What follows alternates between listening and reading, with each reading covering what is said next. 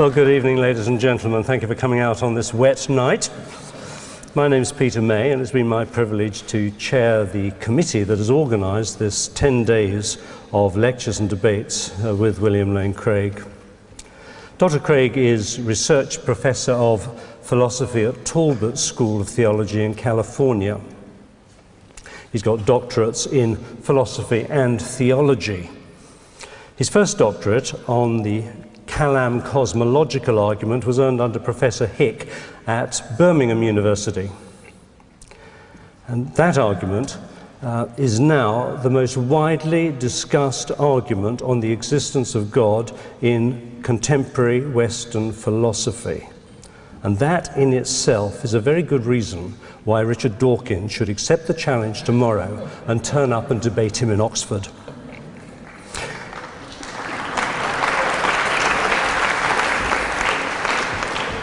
Dr. Craig went on to do a second doctorate, this time in theology, on the historicity of the resurrection of Christ under Wolfhard Pannenberg in Munich.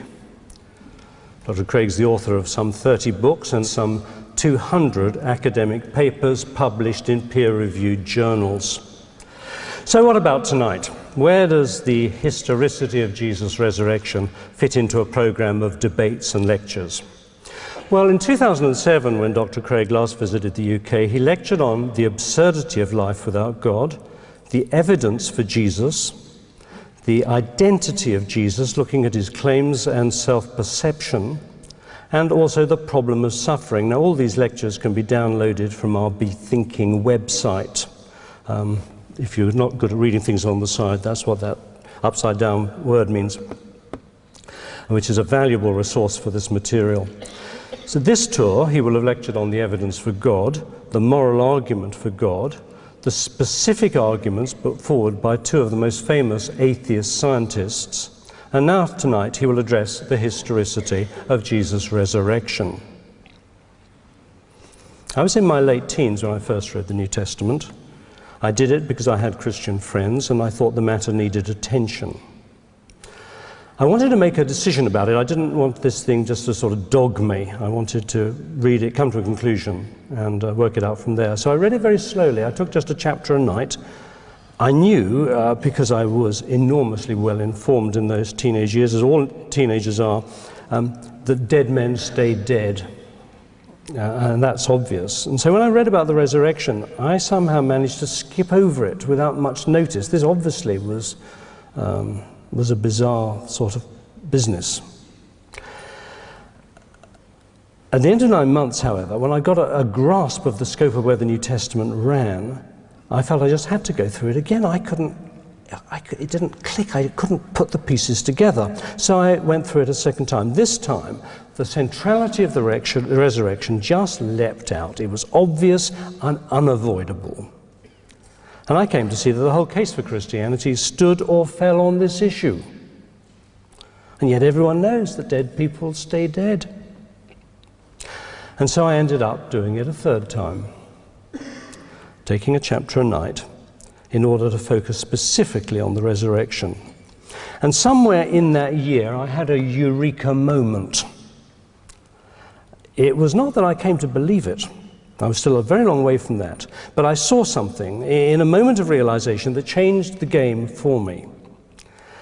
It was like that realization you get when you've left the house and you close the door behind you and you're halfway down the garden path and you get that warm feeling that comes up from below as you realize you've left the key inside. And now my realization was this, that whatever the facts of the matter, whatever the truth actually was, the disciples, anyway, passionately believed it was true. There could be no disputing it. They were not only passionate about what they were claiming, but they were enormously brave. They traveled vast distances, faced tremendous opposition, and proclaimed with great vigor that Christ had been raised from the dead. They were irrepressible, and many of them paid for it with their lives. Now, lies turn men into cowards and not heroes. Yet these men took the world by storm, and their passionate conviction about the resurrection carried everything before it, so that within a generation, The church and the Christian message were spreading into Asia, Africa, and Europe at a tremendous rate. Why did the realization that the disciples really believed it change the nature of the question? Because suddenly I could leave aside all those theories which implied deliberate or intentional fraud or deception. And now I could focus on what sort of events could have resulted in such a burning conviction in so many people.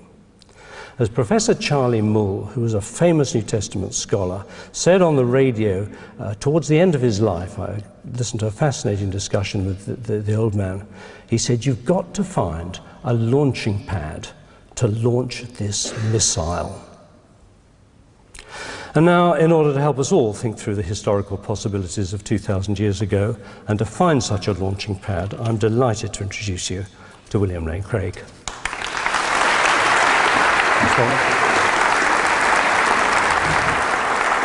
Thank you.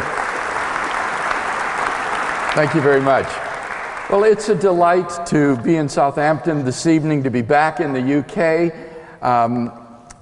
On Sunday, we went with Peter and Heather down to the docks, and there was the great Queen Elizabeth moored, and it brought back memories, because when Jan and I first came to England to do my doctoral studies in philosophy at the University of Birmingham, the place that we arrived in England was Southampton, aboard the QE2. And so it brought back all those memories of being here in 1975 and the wonderful years that we spent in this country and how much we enjoy coming back. And so I'm grateful that you've come this evening and that I've been given the opportunity to speak on this most important subject of the resurrection of Jesus. A few years ago, I was speaking on a major Canadian university campus on the evidence for the existence of God. And one slightly irate student wrote on her comment card, turned in afterwards, "I was with you until you got to the stuff about Jesus. God is not the Christian God." Now, this attitude is all too typical today. I find that most people are happy to agree that God exists, but it's become politically incorrect to claim that God has decisively revealed himself in Jesus. What justification can Christians offer as opposed to Muslims or Jews or Hindus or others for thinking that the Christian God is real? Well, the answer of the New Testament to that question is clear: the resurrection of Jesus. The apostles proclaimed, and I quote, "God will judge the world by the man he has appointed. He has given proof of this to all men by raising him from the dead." Acts chapter 17 and verse 31. The resurrection is God's public vindication of Jesus' radical personal claims to be the absolute revelation of God. So, how do we know that Jesus is risen from the dead? There's an Easter hymn that says, "You ask me how I know he lives within my heart." Now, I think that on a personal level, this answer is perfectly legitimate. But when it comes to engaging in a conversation in the public square, or in letters to the editor, or in conversation with co-workers, then I think it's critical that Christians be able to present objective evidence in support of our beliefs. Otherwise, our claims hold no more credibility than the assertions of anyone else who claims to have a private religious experience. Fortunately, Christianity is peculiar in that it is a religion which is rooted in historical events. It makes claims which can therefore be investigated historically. Suppose then that this evening we agree to approach the documents of the New Testament not as inspired holy books, but rather simply as a collection of documents written in the Greek language, handed down out of the first century, telling this remarkable story about this man, Jesus of Nazareth, without any assumption whatsoever as to their reliability, the same way we would approach other ancient documents for history. You might be surprised to learn that when ancient historians approached the New Testament documents with this attitude, that the majority of scholars today accept the central facts undergirding the inference to the resurrection of Jesus. And I want to emphasize that I'm not talking here about conservative scholars or evangelical scholars. Rather, I'm talking about the broad mainstream of critical, historical, New Testament scholarship today. The work that is done by professors who teach at secular universities and non-evangelical theological colleges. Amazing as it may seem, most of them have come to agree with the historicity of the central facts undergirding the resurrection of Jesus. And these are listed on your handout for your convenience. These facts are 4 in number. Fact number 1, after his crucifixion, Jesus was buried in a tomb by a member of the Jewish Sanhedrin named Joseph of Arimathea. Now, this fact is important because it means, contrary to the claims of radical critics like John Dominic Crossan of the Jesus Seminar, that the location of Jesus' burial site was known in Jerusalem to both Jew and Christian alike. This fact is highly significant because the disciples could never have proclaimed the resurrection of Jesus in Jerusalem in the face of a tomb containing his corpse. New Testament scholars have established this fact on the basis of evidence such as the following 4 points, which I shall highlight. Number 1, Jesus' burial is attested in the very old tradition which is handed on by Paul in his first letter to the church in Corinth, Greece. In chapter 15, verses 3 to 5, Paul writes as follows: "For I delivered to you as of first importance what I also received." And then comes this 4-line formula: that Christ died for our sins in accordance with the Scriptures, and that he was buried, and that he was raised on the 3rd day in accordance with the Scriptures, and that he appeared to Cephas, or Peter, it's the Aramaic word for Peter, and then to the 12. Paul uses here not only the technical rabbinical terms for received and delivered with regard to the information that he's passing on to the Corinthians, but verses 3 to 5 are a highly stylized 4-line formula which is replete with non-Pauline characteristics. This has convinced all scholars that Paul is, just as he says, quoting from an old tradition which he himself received and then in turn passed on to his converts in Corinth. This tradition probably goes back at least to Paul's fact-finding journey to Jerusalem around AD 36, when he spent 2 weeks with Peter and with James in Jerusalem. Now, when you recall that Jesus was crucified around AD 30, that means that this information goes back to within the first 5 years after Jesus' crucifixion. So short a time span and such personal contact in this case make it idle to talk of legend with regard to the information in this formula. Secondly, the burial story of Jesus is part of a very old source used by Mark in writing his gospel. When you read the Gospels, you find that they tend to consist of brief snapshots of Jesus' life and ministry, which are only loosely connected, rather like pearls on a string, and not always chronologically arranged. But when we come to the so-called Passion story, the story of the final week of Jesus' suffering and death, then we do have one smooth, continuously running narrative. This suggests that the Passion story was one of Mark's sources that he used in writing his gospel. Now, most scholars already think that Mark is the earliest of the four Gospels, and obviously his Passion source must then be even earlier still, some of the earliest material in the New Testament.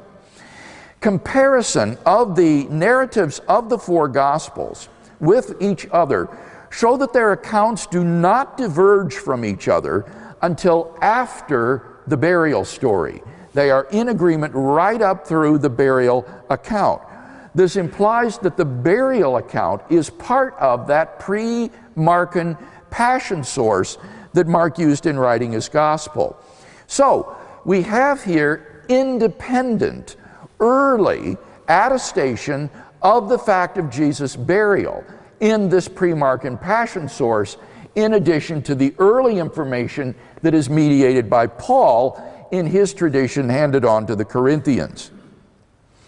Number three, as a member of the Sanhedrin, the Jewish court that condemned Jesus to death, Joseph of Arimathea is unlikely to be a Christian invention. There was a very strong resentment in the early Christian church toward the Jewish leadership responsible for the condemnation of Jesus. They had, in effect, engineered a judicial murder of Jesus of Nazareth.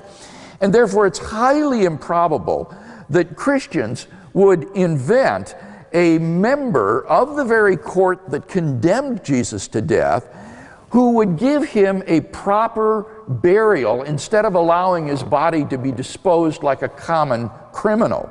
And therefore, most scholars think we actually know the identity of the person who buried Jesus of Nazareth, namely Joseph from Arimathea. Fourth, no competing burial story exists. If the burial story about Joseph were fictitious, then we would expect to find either some other historical trace of what actually happened to Jesus' corpse, or at least some competing legends of what happened. But all of our sources are unanimous in ascribing to Joseph the honorable interment of Jesus in the tomb. For these and several other reasons, the vast majority of New Testament scholars today concur that Jesus of Nazareth was in fact buried in a tomb by Joseph of Arimathea. According to the late John A.T. Robinson of Cambridge University, the burial of Jesus in the tomb is one of the earliest and best attested facts about Jesus. Fact number two, on the Sunday morning following his crucifixion, Jesus' tomb was found empty by a group of his women followers. Among the reasons that have led most scholars to this conclusion are the following 5 points. Number one, the empty tomb story is also part of the pre-Markan Passion source and therefore very early. The Passion source used by Mark did not end in defeat and death with the burial story. Rather, it ends with the empty tomb account, which is grammatically one piece with the burial narrative. Secondly, the old tradition cited by Paul in his first letter to the church in Corinth implies the fact of the empty tomb. For any first century Jew to say, as this formula did, that he was buried and that he was raised would imply that an empty grave was left behind. Moreover, the expression, he was raised on the third day, probably derives from the date of the women's visit to the empty tomb on the third day in Jewish reckoning after Jesus' crucifixion. The four-line tradition which Paul cites summarizes both the Passion narrative in the Gospels, as well as the early apostolic preaching in the book of Acts. And significantly, what corresponds in each to the third line of the formula, and that he was risen, in both cases is the narrative and proclamation of the empty tomb. Thirdly, Mark's story of the empty tomb is simple and lacks signs of legendary embellishment. All one has to do to appreciate this point is to compare Mark's account to the accounts which are found in the later apocryphal Gospels. These are forgeries that arose during the centuries following the appearance of the New Testament. These do contain all sorts of wild, legendary accounts about the resurrection. For example, in the so-called Gospel of Peter, which is a forgery from the second half of the 2nd century after Christ, the tomb is surrounded not only by a Roman guard, but also by all of the chief priests and the Pharisees, as well as a huge crowd of people from the surrounding countryside who have come to watch the tomb. Suddenly, during the night, a voice rings out from heaven, and the stone over the door of the tomb rolls back by itself. Then 2 men are seen descending out of heaven and entering into the tomb. Then 3 men, gigantic figures, come out of the tomb. The heads of 2 of the men reach to the clouds. The head of the 3rd man overpasses the clouds. And then a cross comes out of the tomb, and a voice from heaven asks, "Hast thou preached to them that sleep?" And the cross answers, "Yea." Now, these are how real legends look. They are colored with all sorts of theological and apologetical motifs, motifs which are conspicuously lacking from the Markan account, which by comparison is stark in its simplicity. Number 4, the fact that women's testimony was less trustworthy than that of men in 1st century Palestine counts in favor of the women's role in the discovery of the empty tomb. Josephus, the 1st century Jewish historian, illustrates the attitude toward the testimony of women in Jewish society when he says, due to the levity and the temerity of their sex, women should not be allowed to serve as legal witnesses in a court of law.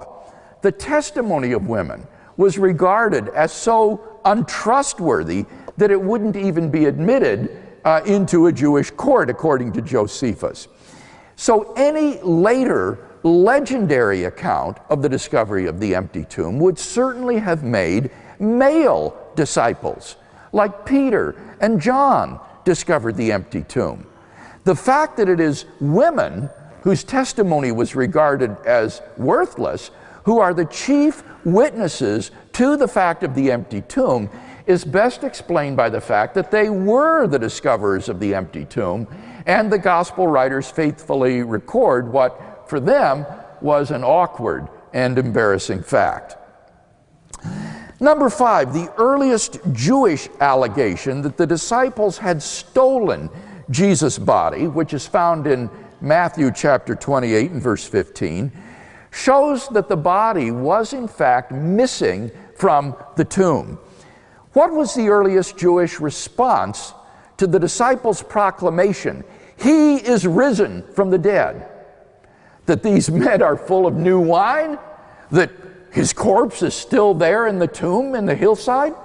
No, they responded, the disciples came and stole away his body. Now think about that. The disciples came and stole away his body. The earliest Jewish response to the proclamation of the resurrection was itself a feeble attempt to try to explain away why the body was missing. And thus we have evidence for the empty tomb, which is absolutely top drawer, because it comes not from the Christians, but from the very opponents of the early Christian movement. Now I could go on, but I think that enough has been said to indicate Why, in the words of Jakob Kramer, an Austrian specialist, and I quote, "By far most exegetes hold firmly to the reliability of the biblical statements about the empty tomb."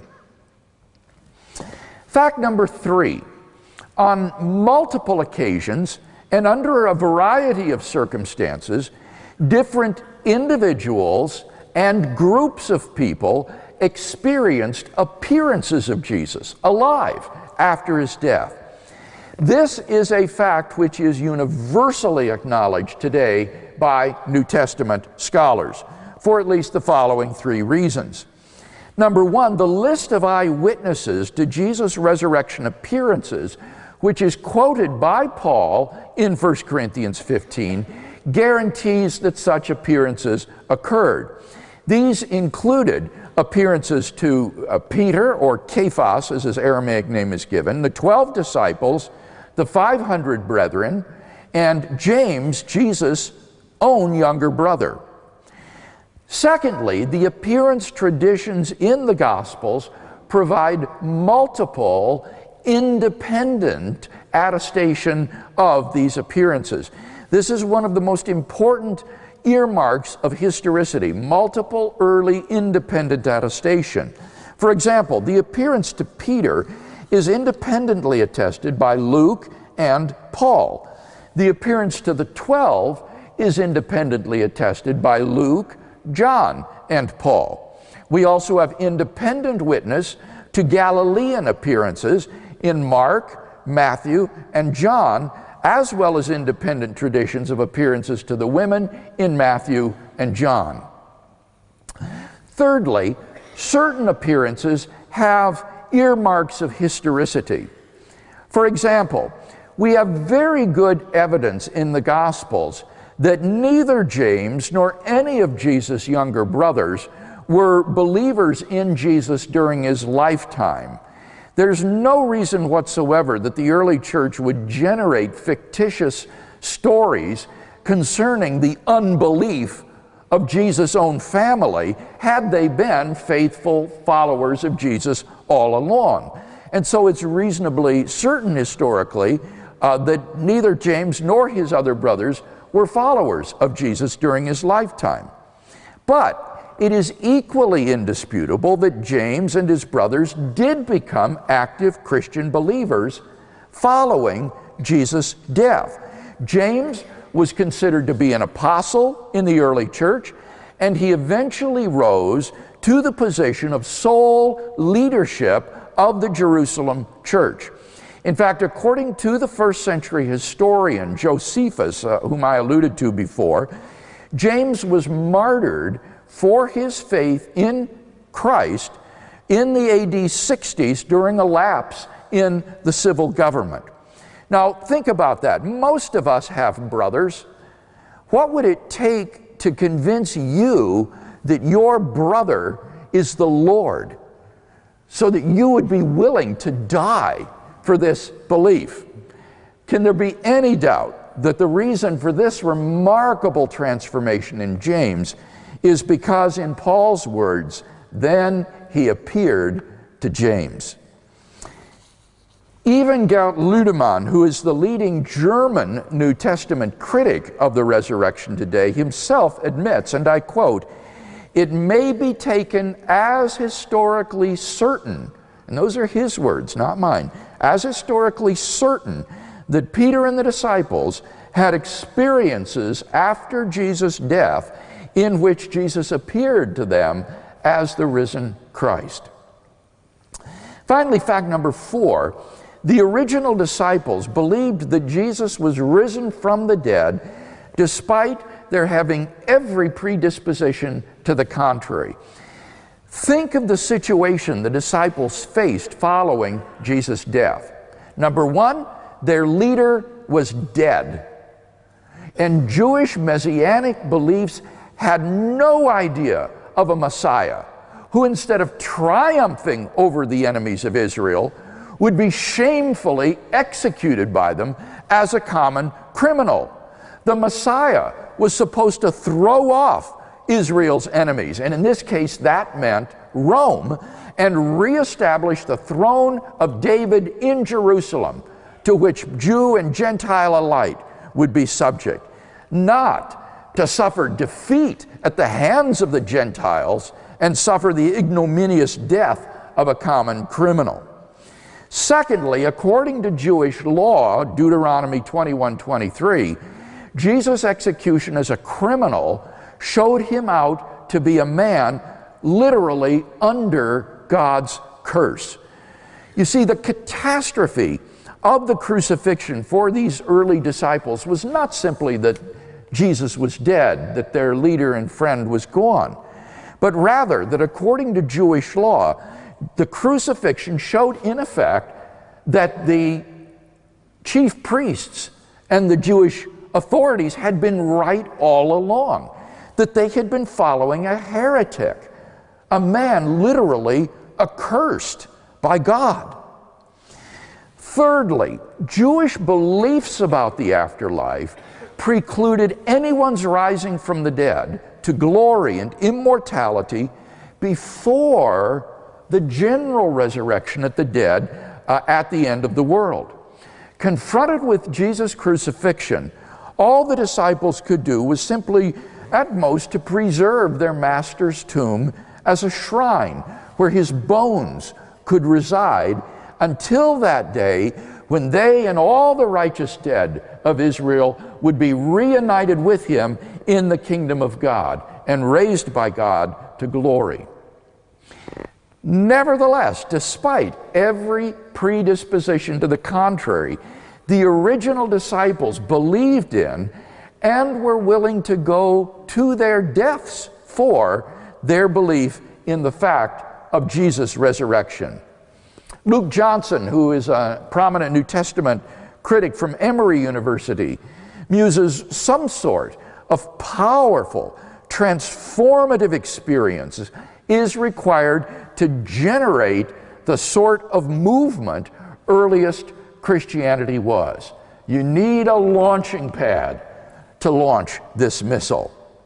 In summary, then, there are four facts agreed upon by the majority of New Testament scholars today who have written on this subject, and which any adequate historical hypothesis must account for. Jesus' burial by Joseph of Arimathea in a tomb, the discovery of his empty tomb by his women followers, his post-mortem appearances to various individuals and groups, and the very origin of the disciples' belief in his resurrection.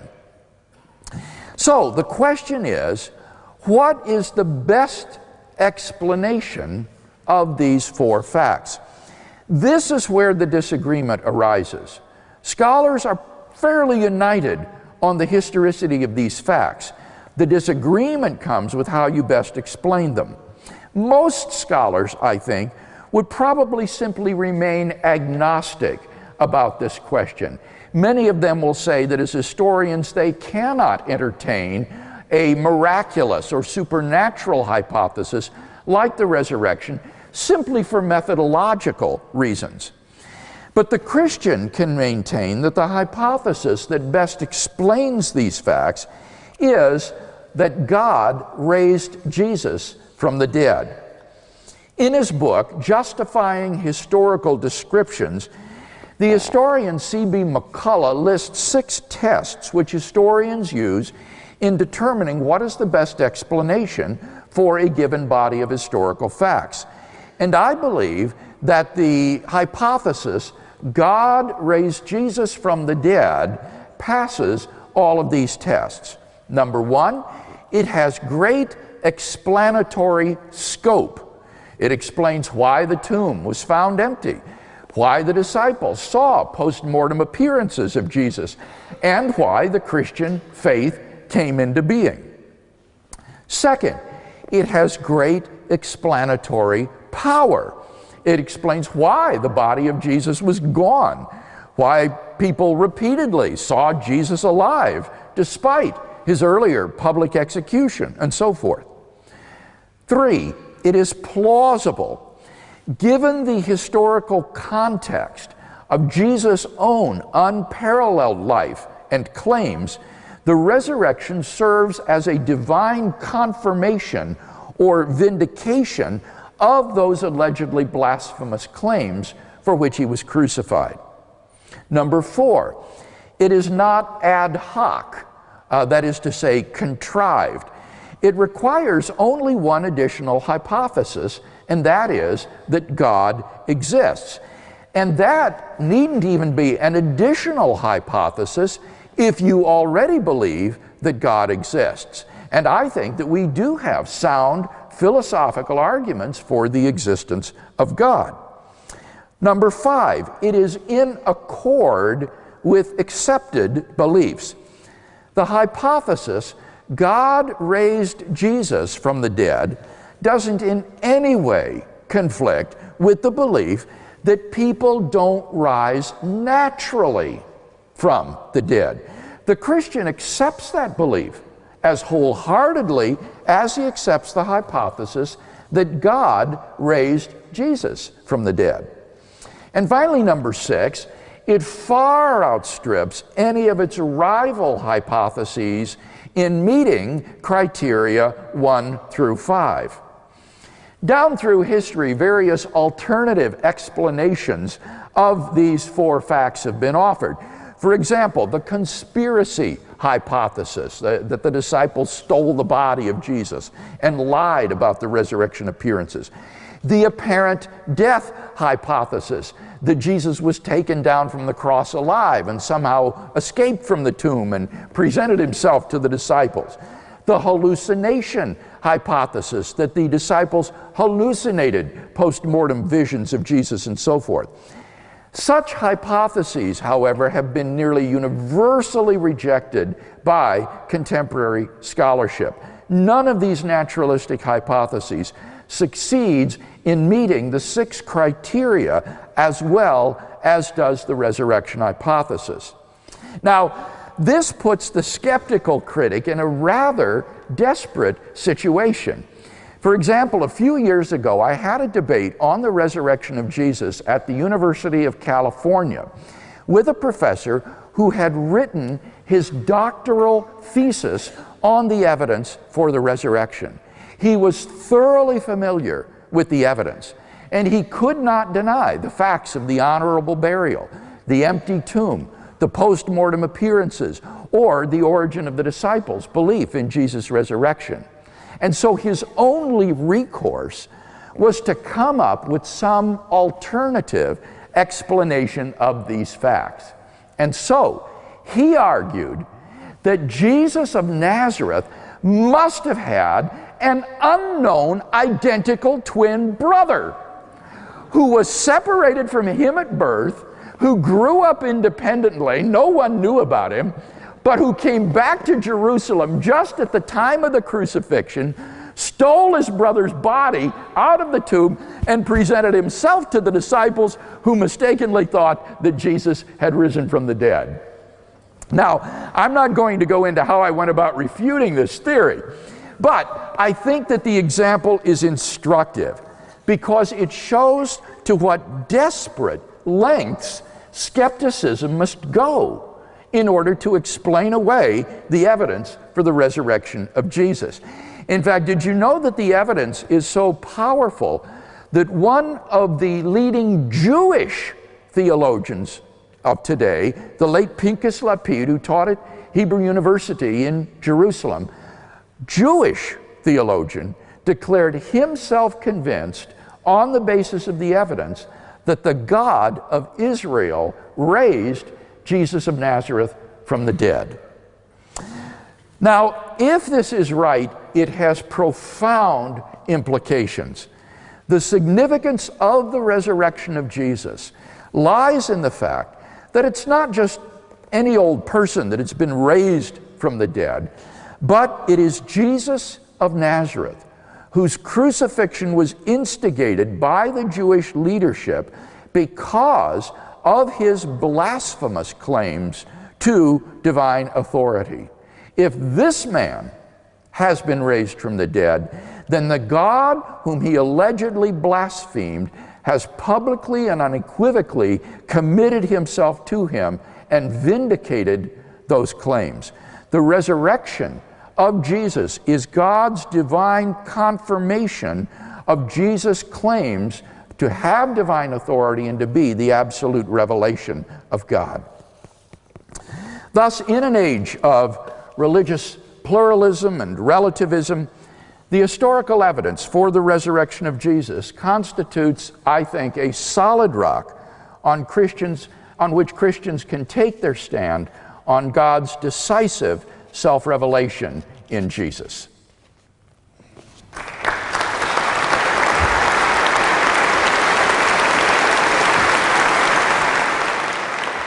I wanted to talk to you about an article you wrote, I think it was for the Expository Times, where you were responding to Byron McCain. Yes.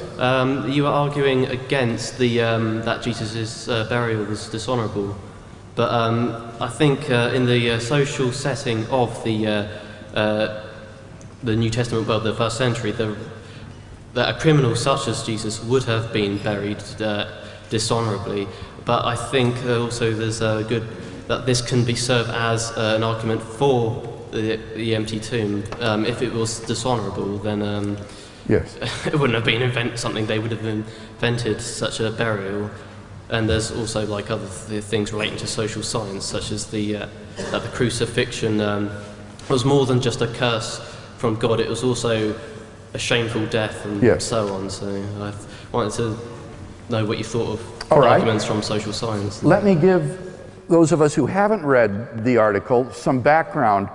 The scholar that he refers to argues that, in fact, what Joseph of Arimathea gave Jesus was not an honorable burial, even though it was in a tomb. He says that it was a dishonorable burial because it didn't involve mourning and Jesus wasn't laid in the family tomb. And as you say, I think McCain's motive actually in writing this, or contending this, is to raise the credibility of the burial account, not to diminish it. He thinks it's more credible if we regard Joseph as an unsympathetic emissary of the Sanhedrin charged with disposing of the body of this criminal.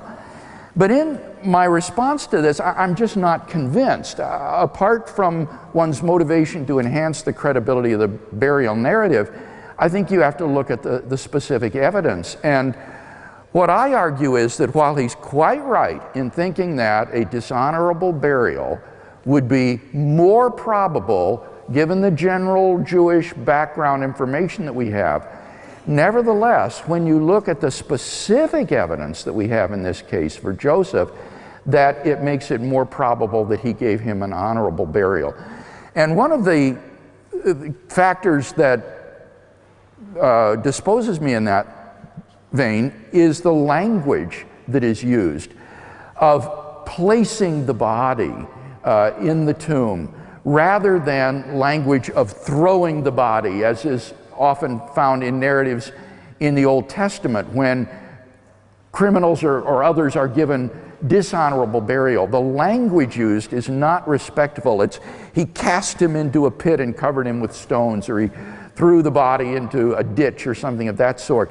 Whereas in Joseph's case, you have this careful laying of the body in the tomb, and it doesn't look at all like it's a dishonorable burial. This looks like he's taking special care.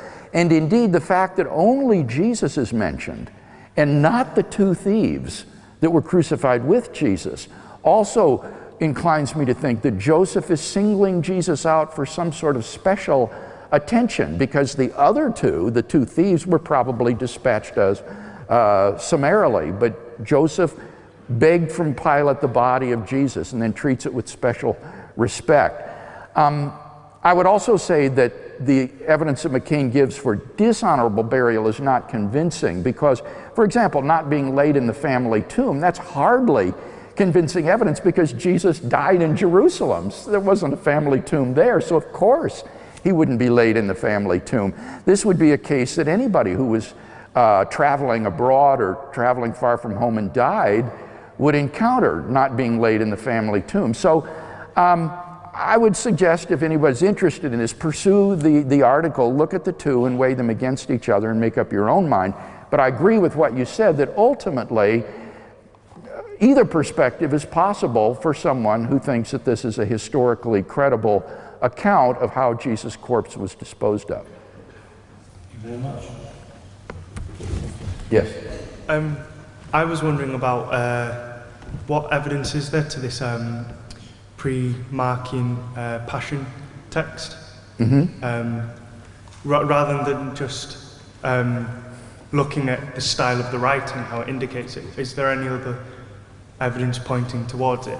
Well, I think the main thing would be what I said in my talk, namely that it stands out from the rest of the gospel material as a large chunk of material that is coherent and continuous, whereas the rest of the gospels are like little anecdotes, sort of little self-contained units telling a story about Jesus or saying that he had, and you don't have this sort of narrative description. So the primary evidence, I think, that Mark is working with a source here would be the literary nature of it, that you've got this large chunk of material that is very different than the rest of the Gospels.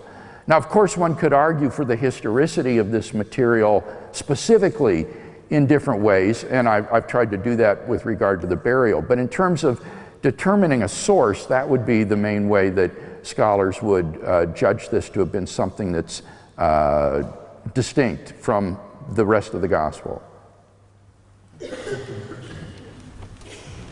Hello, hi. Hello. Just had a question on fact to number 5, that the earliest Jewish allegations that the disciples had stolen the body. But isn't that, I mean, surely it doesn't come directly from those Jewish people, but it's written in the Gospel. Right. So couldn't you argue that perhaps that was made up to make it more credible? Well, I don't think so. The question is that how do we know that the earliest Jewish opponents of Christianity were in fact spreading this rumor the disciples came by night and stole his body while the guard was asleep? I think that you can construct a kind of tradition history behind Matthew's story. The earliest proclamation of the resurrection was, "He is risen from the dead." Now, what response would that elicit from the Jewish opponents of Christianity? In response to that, they would say, well, no, his disciples stole the body. And then what would be the counter-explanation to that by the disciples? No, there was a guard at the tomb. And then what would be the counter-explanation to that by the Jewish opponents? Oh, the guard fell asleep. And then the final Christian response would be in Matthew's gospel. And so what you have, I think, behind the controversy in Matthew is this lengthy tradition history of response and counter-response. It would be pointless for the Jews to make up the story of the guard falling asleep unless the Christians had first said, well, there was the guard at the tomb.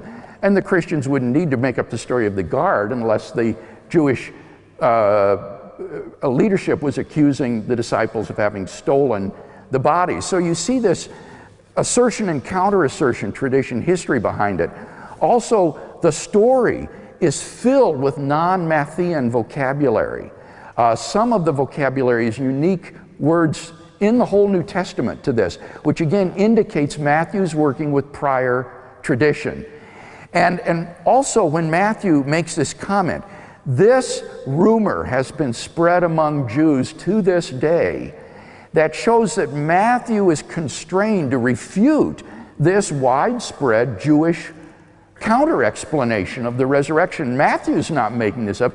He is exercised by the fact that this is a widely circulating rumor, and he wants to quash it by telling the story of the guard at the tomb and it's falling asleep. So for all of these reasons, I don't think we can see the Jewish claim the disciples stole the body as a Christian creation. The guard at the tomb could be a Christian creation designed to answer the Jewish allegation, but I don't think that the allegation the disciples stole the body would itself be a Christian creation. It is something that represents the ongoing polemic and interaction between Jews and Christians, I think, prior to Matthew. How do we know that the disciples weren't lying? How do we know what? That the disciples weren't lying? Oh, well, I think we would know that on the basis of a number of reasons. One reason would be the one that Peter mentioned in the introduction. Lies produce cowards, not heroes. I like the way you put that. Lots of people have died for a falsehood, but they thought it was the truth. This theory would suggest that the disciples conspired about the resurrection and then lied about it, and then were willing to go to horrible deaths for it. And I think that's just outlandish. Nobody who reads the pages of the New Testament can doubt that these people sincerely believed the truth of what they proclaimed and were willing to die for. So, for that reason alone, no contemporary scholar thinks that you can explain the resurrection as just a bald-faced lie. The only place you would find this would be on the internet or from former propaganda from behind the Iron Curtain, but I don't know of any scholar that would hold to this. One other problem would be that it's anachronistic. It looks at the disciples' situation through the rear-view mirror of Christian history and says, oh, well, they would invent the resurrection, they would lie about it. But when you put yourself in the footsteps of a first-century Palestinian Jew, then, as I explained, the resurrection of Jesus is the last thing a Jewish person would think of when confronted with the crucifixion of Jesus. It's totally anachronistic. N.T. Wright has put it very well. He says, for a first-century Jew confronted with with Jesus' crucifixion, you basically had two choices. Either you went home or you got yourself a new Messiah. But he says nowhere in the literature, the first century before Jesus to the first century after Jesus, do we find any of these crucified Messiah's followers saying, well, he was risen from the dead and he is the Messiah after all. What happened in the case of the disciples is unique. So I think the conspiracy theory is rightly dead, and it's not going to be resuscitated. Yes? If Jesus really did rise from the dead, why did he then ascend into heaven so soon after? Why didn't he reveal himself to more people, preach himself? Do you mean, why doesn't he reveal himself to more people today? Why did he ascend into heaven and not die normally? Why did he send his disciples out to preach to people, not himself? I think it's important to understand the purpose of the resurrection appearances in the New Testament. These were not intended to prove to the public that Jesus was risen from the dead. Otherwise he could have appeared to Pilate, he could have appeared to Caiaphas, he could have appeared to the Sanhedrin. That wasn't the purpose. These appearances were not for the purpose of convincing the public that he was risen from the dead.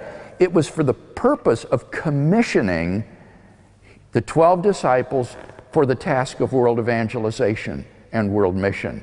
If he could commission and send out these men, then this message would eventually fill the whole world, and people would come freely into the kingdom of God and into a knowledge of Christ. So the purpose of the appearances was primarily for the purpose of commissioning these men for the task of world mission. And certainly as we look back now on Christian history, we can see the wisdom of that plan, because Christianity has now filled the entire globe. There's scarcely a culture or nation untouched by the Christian gospel 20 centuries after Jesus' death, and so this strategy for human history seems to have been a wise one. Does the resurrection of Jesus necessarily imply he was God? Good question. That's a nice question. No, not in a direct sense. And I was careful in how I worded this. We don't say, Jesus rose from the dead, therefore he's God. That would be an unjustified inference. Rather, what I said is that Jesus made certain blasphemous claims that arrogated to himself divine authority, the authority to stand and speak in the place of God himself. Specifically, he claimed to be the Jewish Messiah, the unique Son of God in a way that set him apart from any other human being, and the Son of Man which is a divine human figure prophesied in the 7th chapter of the Old Testament book of Daniel, who would come before God, the Ancient of Days, and to whom all authority and dominion would be given so that all peoples should worship and serve him. And Jesus identified himself with this Son of Man figure prophesied by Daniel. And that's what got him crucified. So, if God has raised this man from the dead, he has vindicated those allegedly blasphemous claims for which he was crucified. It shows that those claims were in fact true. And so this would be a sort of indirect vindication of Jesus' identity as Messiah, Son of God, and Son of Man. And so that would be the way in which I would see the theological significance of the resurrection and the inference to his deity. You mentioned in your talk about the significance of the resurrection. Could you possibly tell us a little about the impact that the resurrection's had on your life? Obviously, if it's true, Sure. it changes everything. Sure. Could you explain that? I was not raised in a Christian home or even a church-going family. I became a Christian late in my teenage years. And as a non-believer, I knew the darkness and the despair that I later learned existentialist philosophers experienced and wrote about. The despair and meaninglessness of a life doomed to end in death. That I, who seems so real and alive today, would someday no longer be. That I would cease to exist.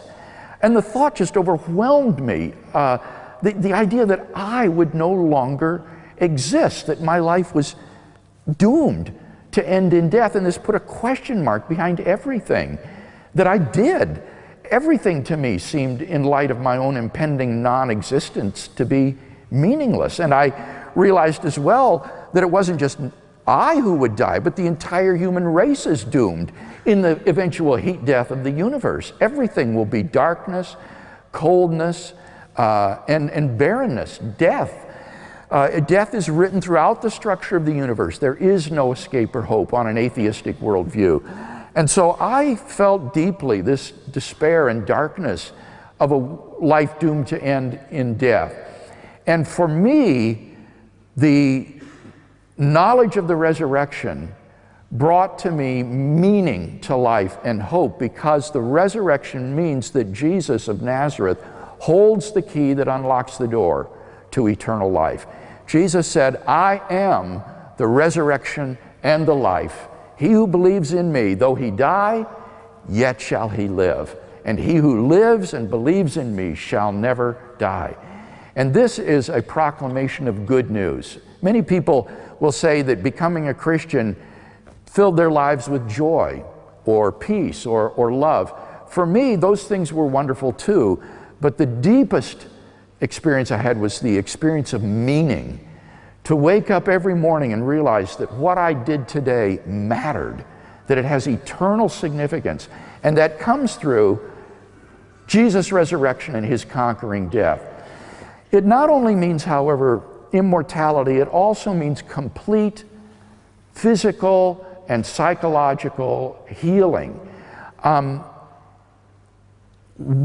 Christ's resurrection body was a prototype of ours. The Christian hope is not of a disembodied existence, a soul that flies away to some ethereal heaven. It is that we will have resurrection bodies in a renewed and transformed creation. And for me, this was deeply meaningful because I bear in my body the weakness of an inherited genetic neuromuscular disease called Charcot-Marie-Tooth syndrome that causes atrophy in the extremities. It's progressive, and this is something I've lived with for most of my life. And the hope that someday to be delivered from this disease is a wonderful hope to which I look forward. Not only that, however, what I have also come to realize is that all of us are psychologically broken as well. I came to realize that my Charcot-Marie-Tooth syndrome not only affected me physically, but it had affected me emotionally as well. That as a kind of compensatory mechanism for my physical weakness, I threw myself into academics because I could succeed in academics. And this gave me a sense of self-worth and a sense of accomplishment, even though I couldn't play sports or do the things that the other guys did. And that gave me then a kind of goal-oriented A-type personality that can be very negative in certain ways and filled with a kind of deep insecurity. And coming to understand myself more and realize that the resurrection of Jesus means not only physical healing, but complete emotional and psychological healing was wonderful as well. And then, of course, spiritual healing as we're freed from all our guilt and sin and evil, the selfishness that one senses in one's own heart. There's just tremendous, tremendous personal significance, I think, in the subject we've talked about tonight. Now, I've approached it this evening historically in a sort of disinterested manner. But if this is true, then it is anything but disinteresting. This is vitally, vitally important, and I think life-transforming. It's changed my life. Thank you.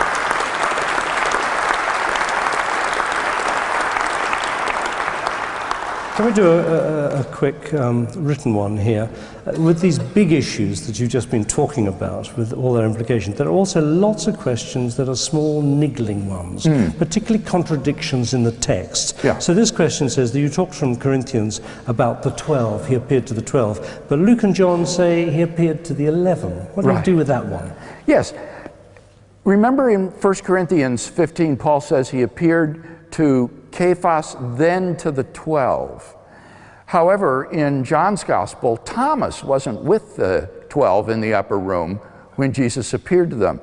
Is this problematic? Well, even if it were, that wouldn't undermine the fundamental historical fact on which my case was predicated, that different individuals and groups, however many there might have been in the group, did experience appearances of Jesus.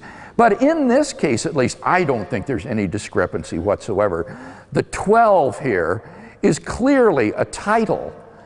It's like in the United States we have things like the Big Ten, which is a certain league of universities that compete in sports together. And it doesn't matter whether there's 10 universities in it or not. That's the title of the group. Judas Iscariot was dead by this time, right? So he was one of the 12. He wasn't there.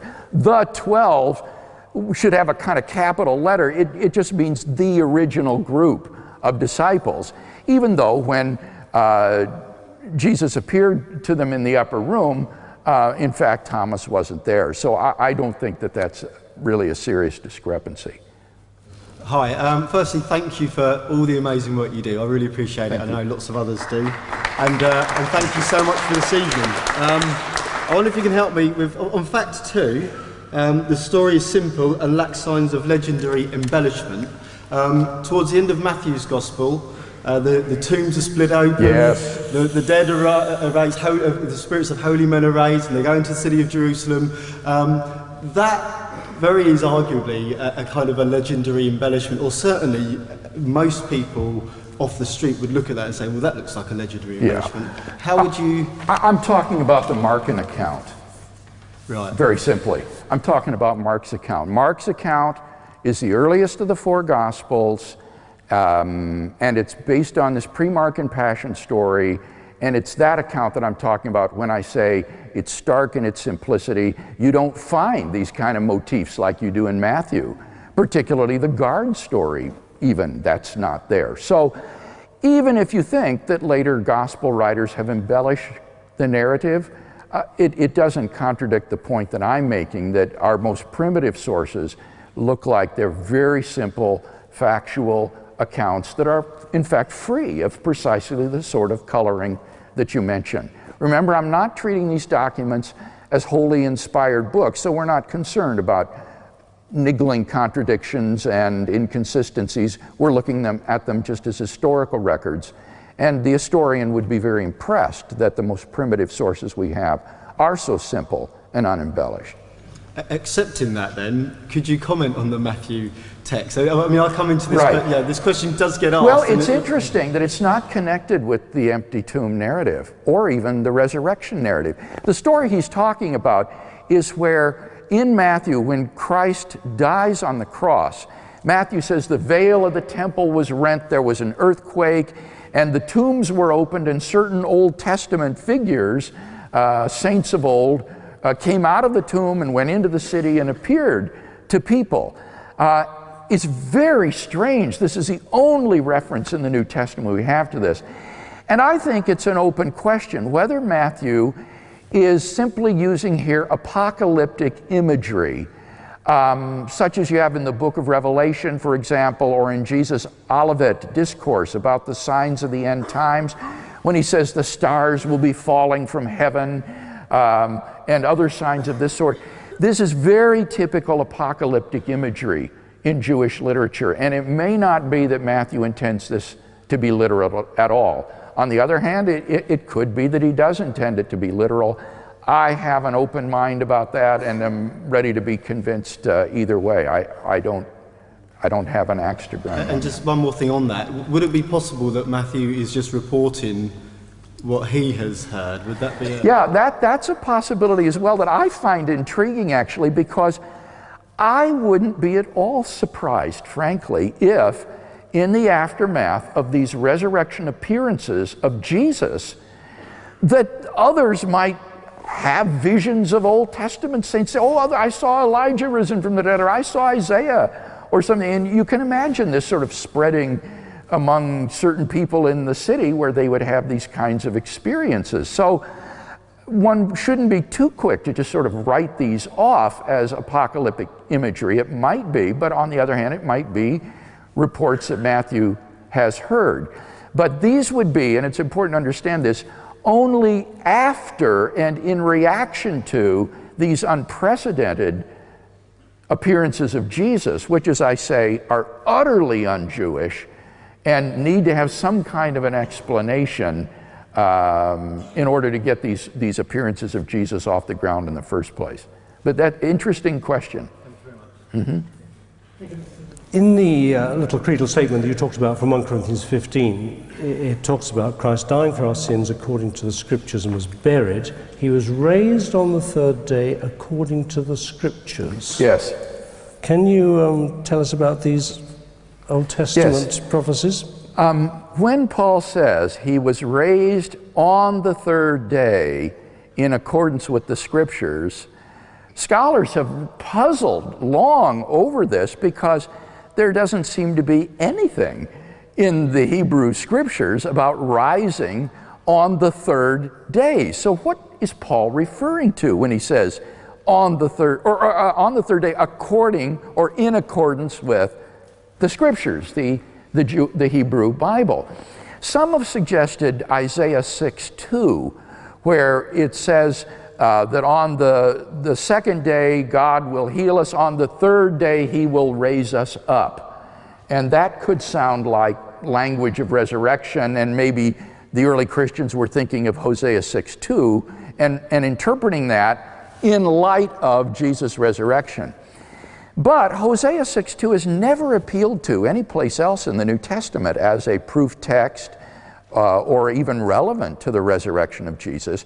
When you look in the Gospels at the text that Jesus appeals to with respect to the three-day motif in the Hebrew Bible, it's the Jonah story. As Jonah was 3 days in the belly of the whale, so the Son of Man will be 3 days and 3 nights in the earth. So that I suspect that it's the Jonah story that the early Christians had in mind when they say Jesus was risen on the third day in accordance with the Scriptures. They're thinking of that this is a parallel to Jonah. And that wouldn't be influenced by whether you see that as a literal story or a legendary myth in the Old Testament. That's the same. It's important to understand in this case that nobody reading the Jonah story about this man being swallowed by a fish and then belched out and going and prophesying to Nineveh would infer from that the resurrection. of Jesus. It's only in hindsight that the disciples could reinterpret it in light of Jesus' resurrection by having come to believe that Jesus was risen. Then they go to their Hebrew Bible looking for proof texts and types, and they could find, the Jonah story, especially if Jesus himself had referred to this. And so it's not that these are the source of their belief, rather it is the attempt to provide proof texts for what they had come to believe about Jesus and anticipations of it in the Hebrew Bible. I think this question is a sort of follow-up to that, actually, because some people will claim that the gospel stories are lies written by the gospel writers, and other people might say they're stories to try to explain what happened to the disciples on that particular day. And my question is connected with somebody called Randall Helms, who wrote a book called The Gospel Fictions. And his idea is that, rather like you said, the empty tomb could be based upon the story of Jonah or upon Daniel coming out of the lion's den. And it is not the fact that he seems to suggest that it's not so much that these are written after to explain these events, but they are actually creations by the gospel writers. Yeah. So the whole of the gospel, the resurrection story, is really based upon Old Testament stories that have been elaborated, and somewhere along the line something must have caused it, but it certainly wasn't the resurrection story as given in the Gospels. Yeah. I wondered if you could comment on this Randall Helms. Sure. You probably know him. I think that this is trying to repeat with Jewish texts the same disastrous mistake that scholars in the late 19th, early 20th century tried to do with pagan texts.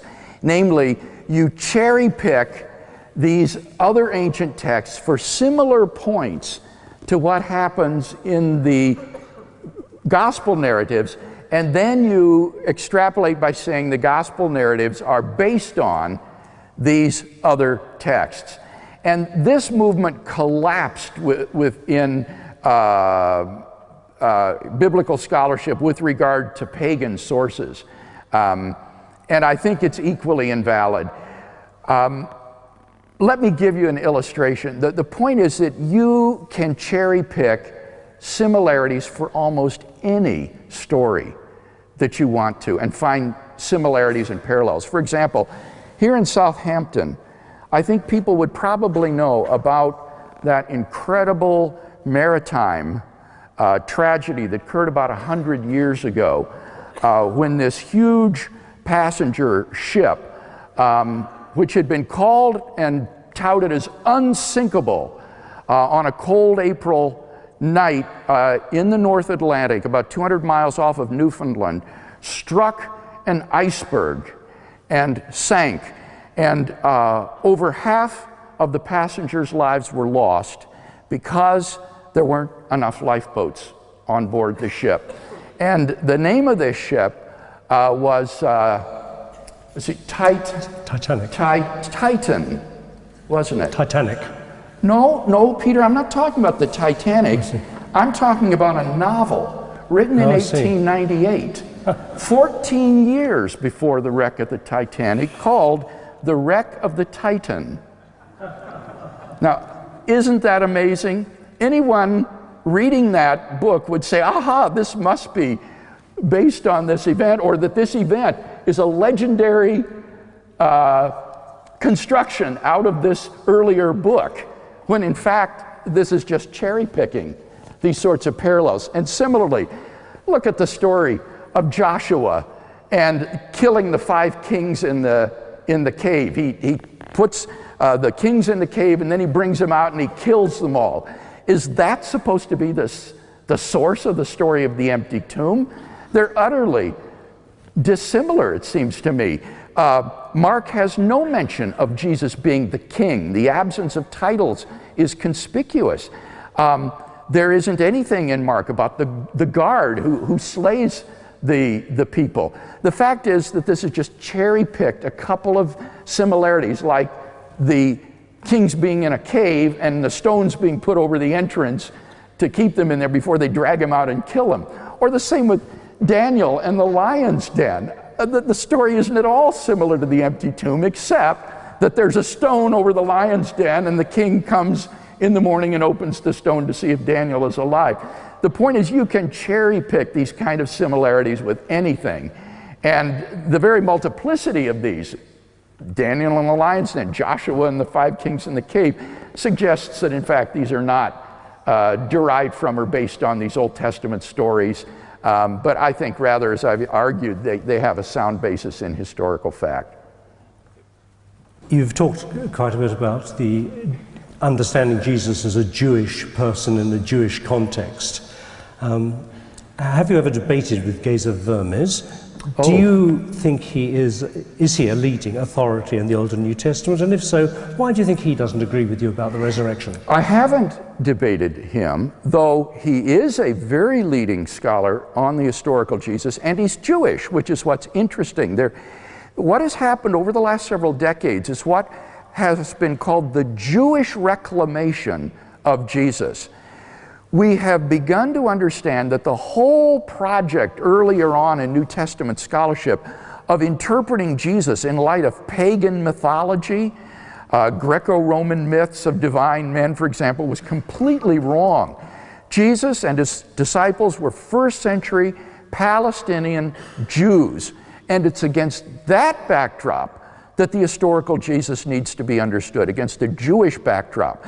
And so what has happened today is that Jewish scholars like Geza Vermes and Pinchas Lapid have come to study the historical Jesus sympathetically, even though they're Jewish. And Geza Vermes, like most scholars, affirms the historicity of Jesus' empty tomb. He affirms these basic facts that I described. His reluctance to affirm the resurrection of Jesus from the dead would be based on philosophical or theological grounds, not historical grounds. So the historical facts are pretty solidly in place, and the degree to which you're willing to accept the resurrection of Jesus as the best explanation of those facts will tend to depend more upon philosophical or theological considerations than upon purely historical questions. Thank you very much. Hi.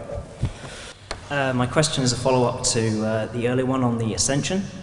I'm sure you would agree that the ascension is an important conclusion to the resurrection, because obviously then it deals with where did Jesus go afterwards. But the Markian account, the end of it, is only found in later manuscripts. Right. And Matthew and John's Gospel don't record the ascension. And surely this would call into question the historicity of that event, leaving us with the question of where did Jesus go next? I would say that the ascension of Jesus is simply the terminus of the resurrection appearances. And therefore, it is not a qualitatively distinct event. We should not think that Jesus rose from the dead in an unglorified state, and that with the ascension he was glorified and taken into heaven. In the New Testament, Jesus rises glorified from the grave. He has a supernatural resurrection body, immortal, incorruptible, and so forth, when he emerges from the tomb. The ascension is simply the cessation of the resurrection appearances. Jesus won't appear anymore after that. And therefore, I don't think, frankly, that theologically a lot hangs on it, and it's really not germane to the subject that we're dealing with tonight. So I have not invested, frankly, much effort, if any, in studying the historicity of the ascension, because I don't think that it's relevant to the question of Jesus' resurrection. Well, if I may, if he had a resurrection body, as you claimed, that would be one that is immortal, I take it? Yes. And so therefore, if Jesus didn't ascend, he would be somewhere. He would be with us today. Right. He would have gone to another country. This now is a very interesting philosophical and theological question, which isn't answered just by affirming the historicity of the ascension. In fact, you could ask yourself, well, what does the ascension mean historically? Did he go up in the clouds? Did he travel through outer space, past the moon somewhere? Well, no, I don't think that's the idea. So as a philosophical theologian, when I reflect on the ascension, what I would say is this, is I think that Jesus of Nazareth has exited this four-dimensional space-time continuum in which we reside, so that he still exists, but he no longer exists in our four-dimensional space-time. And therefore, his human nature is not manifested in a corporeal form, in the form of a body. And here would be my analogy that I'd invite you to think about. Imagine a tuning fork that I would pluck, and this would produce a hum from the vibrations. Now, suppose that vibrating tuning fork were placed inside a vacuum jar and all the air were sucked out. Now, the tuning fork would still be vibrating, but there wouldn't be any sound because there isn't any medium to serve to conduct sound waves. The fork is the same. The fork is intrinsically unchanged. It's vibrating as before, but in the absence of an appropriate medium, it doesn't manifest any sound. Similarly, I would say Jesus still has a human nature, but he is not in four-dimensional space-time, and therefore that human nature doesn't manifest itself as a body, just as the vibrating tuning fork doesn't manifest any sound if it's not in the right medium. What the Christian hope is that Jesus will someday re-enter this four-dimensional space-time manifold, and we call that the second coming of Christ. And when he does so, his human nature will again manifest itself in a bodily form. So that would be what I would construe to be the theological significance of the ascension and how I would understand it. Well, thank you. Hi, my question's slightly a tangent to today's thing, but I hope you'll kind of consider it anyway. For my logic to understand Christ as the saviour of humanity, because he is all man and all God, therefore I think that credits Augustine's theory of us all being seminally present in Adam. And I was wondering whether you agreed with that or whether you had a different... Okay, I need you to say it again. I didn't quite understand. What about Adam you were saying?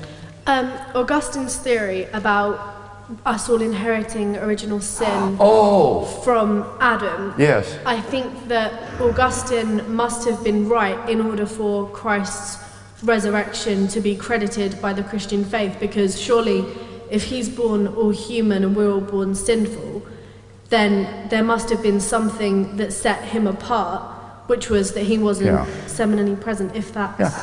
I don't think that's necessary. Not all Christians agree with Augustine's take on original sin, that in Adam all human beings, all humanity fell. That's not to deny the historicity of the fall, but some would say it's simply through Adam's sin that sin entered the human race, and then as Paul says in Romans 5, and sin then spread to all men because all men sinned.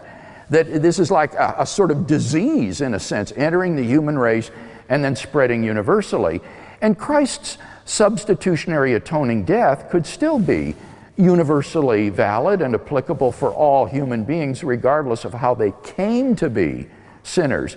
So I don't see this as being essentially connected. I think that's an open question as to how you understand the fall and its implications.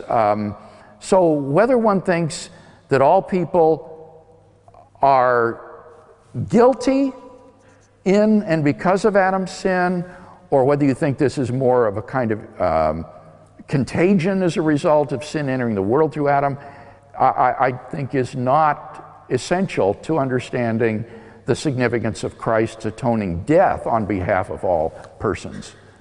Okay, and sorry, I had one more. Yes. You said that you thought the Gospel of, I can't remember if it was Mark or Matthew, but it was, there were words in it that came from previous traditions. And I wanted to pose the suggestion that perhaps instead of, if you maintain that it was actually the people who are accredited in the name who wrote the gospel, that actually the words that came that aren't, that don't sound like they're from them, are actually later translations and sort of got a bit mucked up along the way, if that... Now, help me to be sure I understand you. Are you suggesting that the received authors of the Gospels, Matthew, Mark, Luke, and John, are not in fact the names of the original authors? Is that what you're asking? Yeah, I'm firstly asking that, and I'm secondly asking if they are the people who are accredited in the title. In the what? If they are the people who are accredited as the Gospel's titles. Try to? Title. Yes. Sorry. Sorry, as an American, I have to struggle sometimes understanding. We're teaching him English gradually. Okay, yes. And could it be that things that aren't necessarily Matthew, like, my vocabulary is not very good, could that be later translations of it, if that makes... Well, the authorship of the Gospels is certainly an open question. The attribution of the Gospels to Matthew, Mark, Luke, and John came very, very early, already in the 1st century. But they weren't part of the originals. That is tradition, that these are the names of the authors. But you may have noticed nothing I said tonight depends upon the authorship of the Gospels. It could have been Henry and Louise who wrote the first Gospels. The names don't matter. What is important is that one gets back to very early primitive sources for the life of Jesus, as opposed to later derivative, legendary sorts of accounts. And the names of the authors, I don't think are really all that important. Now, that isn't to say, though, that there could be extra material that's been written in by later translators, because we've been able to reconstruct the text of the New Testament with about 99% accuracy. So when you read your New Testament in English today, you know that with 99% accuracy, you are reading the translation of the original Greek words that these documents were written in. And that's really amazing. It is the best attested book in ancient history, both in terms of the number of manuscripts and the nearness of those manuscripts to the date of the original writing. So you don't need to worry about additional material having been added to the original. We've got the text of the original, and you can take Greek and read the original text yourself, so that you're not even dependent upon English translations. Mm-hmm. It's possible and often occurs that people are presented with ample evidence, but look for reasons not to believe. So I think of the Jews in Jesus' lifetime. They saw all the amazing miracles and they couldn't deny them, so they sought reasons to explain it and resorted to, he must be demonic. Or your lecturer at the University in California coming up with a crazy story about the twin brother.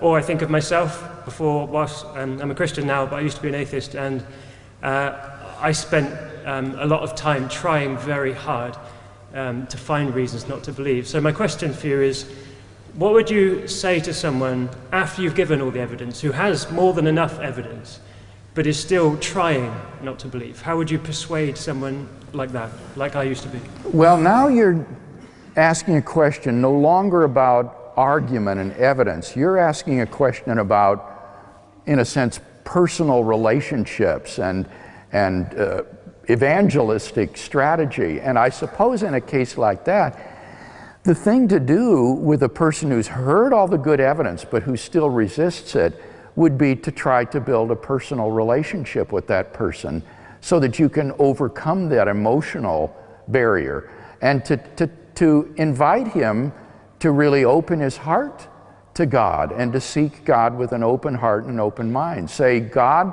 is not going to overpower your will. God is a gentleman, and he is going to respect your decision. He is not going to overwhelm you. You need to approach him with openness and humility, and if you do, he will meet you, but he won't overpower you if that's what you're looking for. So I like what Pascal said, the French author. He said that God has given evidence which is sufficiently clear for those with an open mind and an open heart, but which is sufficiently vague so as not to compel those whose hearts are closed. And I would tell my unbelieving friend, you've got to examine your own heart to make sure that you're not shutting out the grace and the love of God from you. That would be a tragedy and a disastrous mistake. But then continue to love and build a relationship with that person anyway. I was just talking last night with a fellow who told me most of the atheist students he knows at the university are rather like you described. He said their obstacles to belief are really emotional. But he said, once you overcome that emotional obstacle by showing them that you can be a good friend, an unconditional friend, he said when that emotional obstacle is removed, he said suddenly the evidence becomes convincing. It suddenly becomes compelling to them, and they're ready to place their faith in Christ. So there are these emotional barriers to belief that evidence alone won't overcome, but hopefully can be overcome through that personal dimension. Well, Bill, we've run out of questions. Just one final comment, just like, given that you're going to the Sheldonian tomorrow night and might even meet Richard Dawkins, what would you say to his constant jibe that faith is blind faith in the face of evidence to the contrary?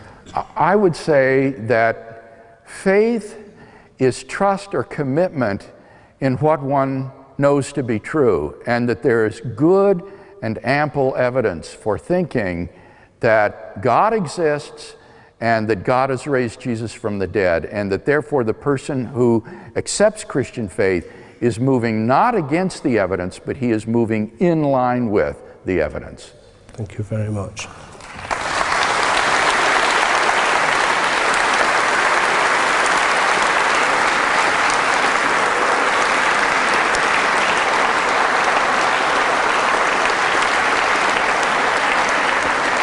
Well, ladies and gentlemen, I think your applause indicates that many of us, I think, feel we've had a very profitable seminar this evening and an opportunity to hear Bill on one of his key subjects and to be able to grill him like this on all sorts of aspects from it has been quite fascinating. So thank you very much for coming. I hope you feel as positive about the evening as I do, and let's say thank you again to Bill.